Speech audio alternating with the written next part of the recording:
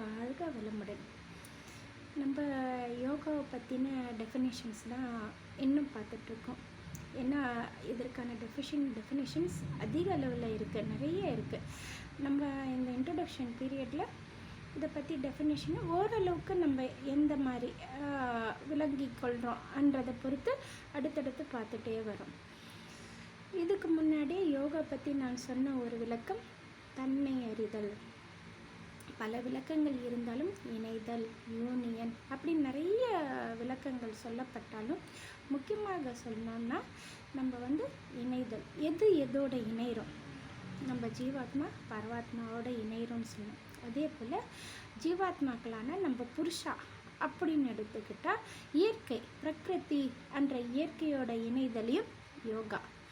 இயற்கை என்ற பிரபஞ்சத்தோட நம்மளுடைய எண்ணங்கள், நம் செயல்கள், நம்முடைய மனதினுடைய வெளிப்பாடுகள் அனைத்தையும் இணைதலும் யோகம்தான்.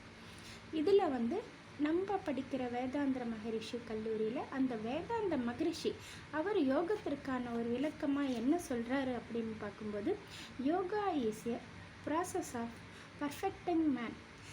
It brightness the way to attain the ultimate goal by constructing one's personality and achieving to purpose of birth.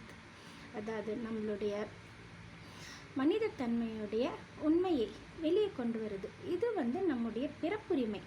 ஒவ்வொரு சோலுக்கும் அந்த சோலுக்கான பியூரிஃபிகேஷன் நம்ம எடுத்துக்கிறது நம்மளுடைய பிறப்புரிமை. நம்ம ஆன்மாவுக்கு நம்ம தூய்மைத்தன்மையை நம்ம எப்படி பெறப்போகிறோம்? அதில் ஒரு வழிதான் யோகம்.